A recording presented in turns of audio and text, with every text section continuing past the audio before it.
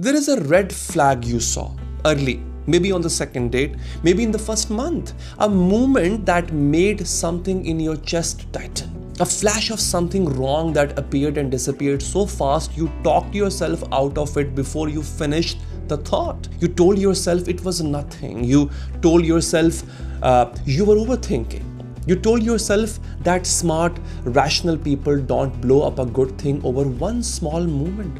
And now, months or rather years later, that one small movement has become the defining pattern of your entire relationship. The red flag didn't disappear.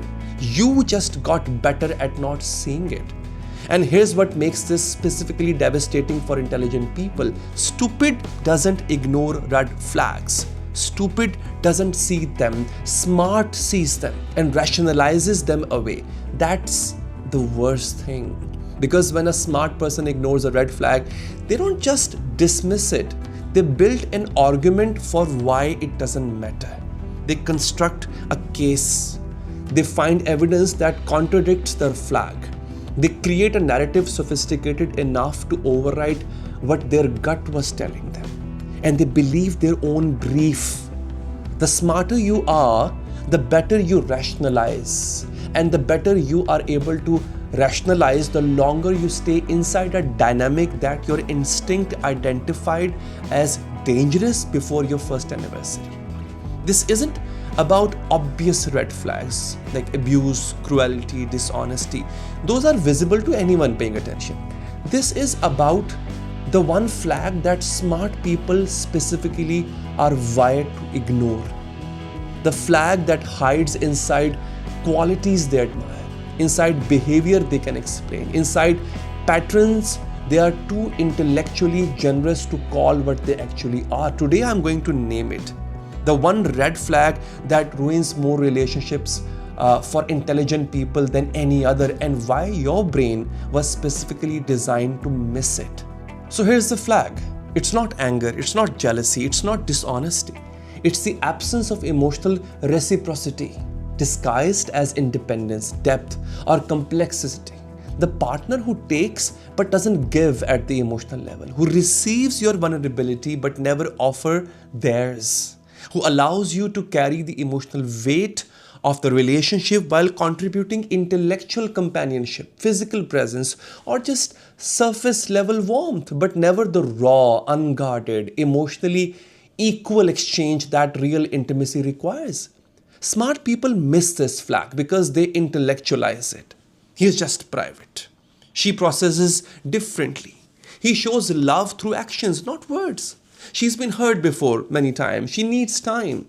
Every one of those sentences is a rationalization built by an intelligent mind to protect itself from a truth the gut already delivered.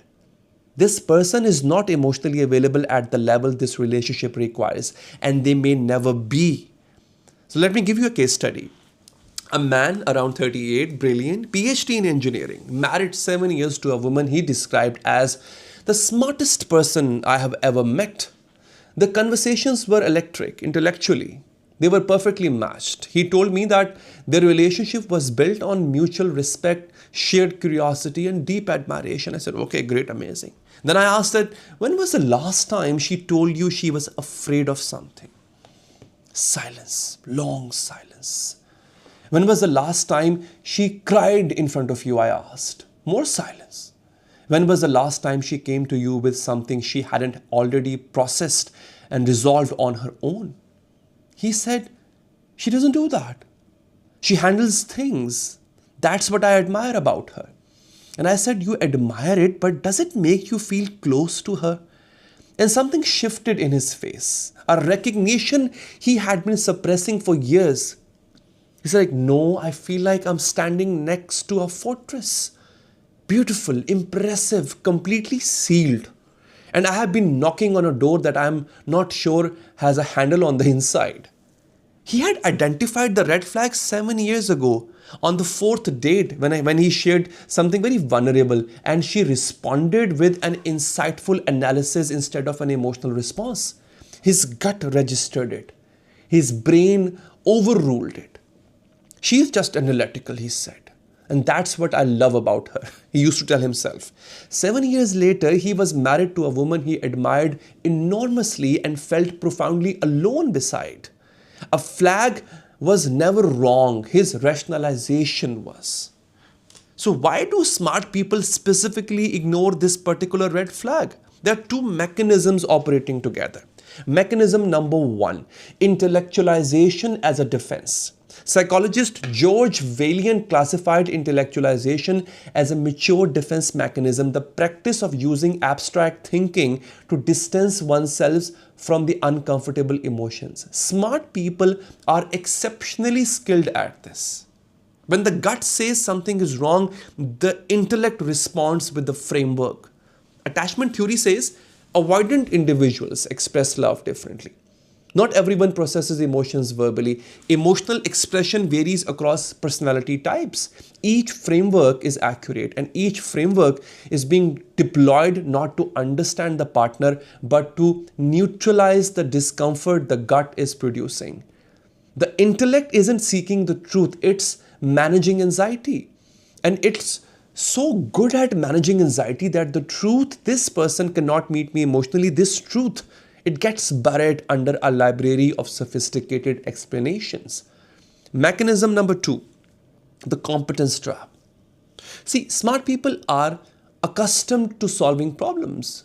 When they encounter a partner who is emotionally unavailable, their system doesn't register it as a red flag. It registers it as a challenge, a puzzle to be solved. If I just find the right approach, the right words, the right timing, I can unlock their emotional depth. This transforms the red flag from a warning into a project. And smart people love projects. They will spend years engineering emotional access to a person who was never going to grant it, because the project itself provides enough intellectual stimulation to mask the loneliness underneath. They are not in a relationship. They are in a research program, and the research keeps them busy enough to avoid confronting the fact that the result will never come. So there are 5 signs you have rationalized away the one red flag that matters most. Sign number 1, you can explain their emotional unavailability better than they can. You have a theory for why they don't open up. Childhood, for example, past relationship, personality type, attachment style. You have built an entire psychological profile that explains their emotional absence, and they have never asked you to. They didn't request understanding, you manufactured it. Because the alternative, accepting that they simply aren't emotionally available, doesn't give your brain anything to work with. The explanation gives you hope. The truth gives you nothing. So you choose the explanation every time. Sign number 2, you have mistaken intellectual intimacy for emotional intimacy. You talk for hours, you debate, you analyze, you discuss ideas, concepts, the world, and you call that connection in real sense. It is connection, yes, but it's not intimacy. Intimacy requires vulnerability, the exchange of unprocessed, unpolished, undefended inner experience. If your deepest conversations are about ideas rather than feelings, if you know their position on everything but their fear of nothing, you have a thinking partner, not an emotional one. And a thinking partner can share your mind without ever touching your heart. Sign number 3, you do all the emotional labor and call it compatibility. You initiate deep conversations, you name the feelings in the relationship, you process the ruptures, you do the repair work, and they participate cooperatively, pleasantly, even thoughtfully. But they never initiate. They never bring the emotional content first. They respond to your emotional labor. They don't generate their own. And you have framed this as compatibility. I am the emotional one. They are the stable ones. That's not compatibility. That's a division of labor where you carry the entire emotional infrastructure and they benefit it or from it without contributing to it. Sign number 4, your gut has spoken and your brain overruled it. There was this moment early when you felt it, that tightness, the flash of doubt, the The millisecond where your body said, this person will not meet you where you need to be met. And then your brain arrived with its arguments, the framework, its sophisticated counter evidence, and the gut went quiet. Not because it was wrong, because it was outvoted by the one organ in your body that is capable of lying to itself, your own intellect. Your gut doesn't rationalize.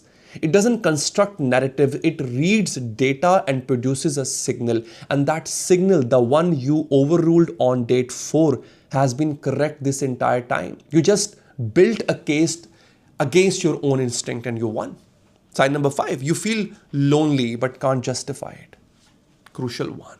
This is the definitive sign. You are in a relationship where you are with someone intelligent, present, and committed, and you feel alone. Not neglected, not mistreated, just alone. And when you try to explain the loneliness to yourself or to anyone else, you can't.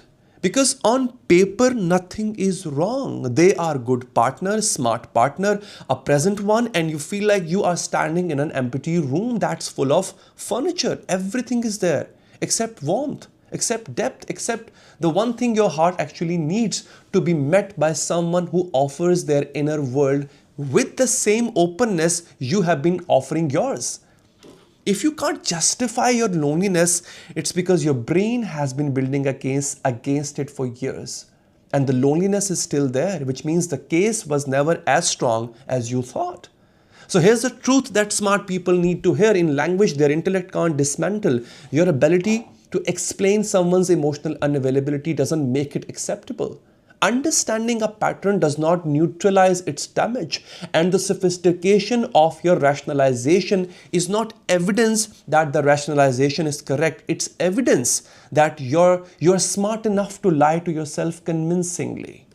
Your gut spoke first. It spoke clearly and it spoke correctly. Everything your intellect built after that, the theories, the framework, the patience, and the explanation, was not wisdom. It was a brilliant mind constructing a prison and calling it understanding.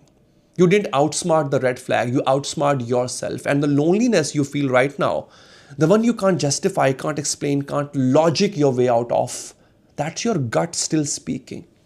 After all these years, still saying the same thing it said on the date 4, still waiting for you to listen. If you have recognized this pattern, the repair starts with the hardest thing a smart person can do.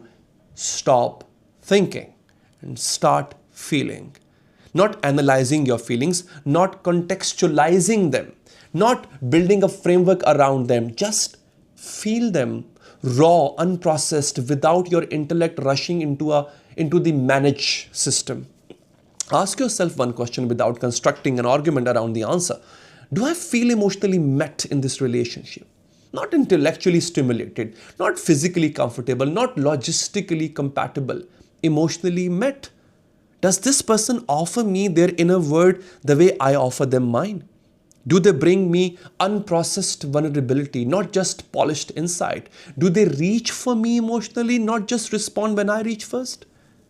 If the answer is no, and it's been no for a long time, then the next question isn't why are they like this? You have already answered that question 100 times. The next question is, how long am I willing to be lonely inside a relationship I can perfectly explain but can't actually feel? That question doesn't need your intellect. It needs your gut, the same gut you have been overruling since the beginning. Let it speak. And this time, for the first time, don't build a case against what it says. The smartest thing you have ever done in a relationship was also the most destructive one. You explained away the one thing that should have been unexplainable. You used your greatest gift, your mind, to silence your deepest truth, your instinct. And the result is a relationship that makes perfect sense and feels perfectly empty. Your intelligence was never the problem. Your loyalty to your intelligence over your instinct, that was the problem. And the moment you stop trusting the explanation more than the feeling is the moment you finally see what you have been looking at all along. The red flag was never hidden. You just built something beautiful in front of it. And it's still there, right where you left it, waiting for you to stop explaining and start seeing. I'll see you in the next video.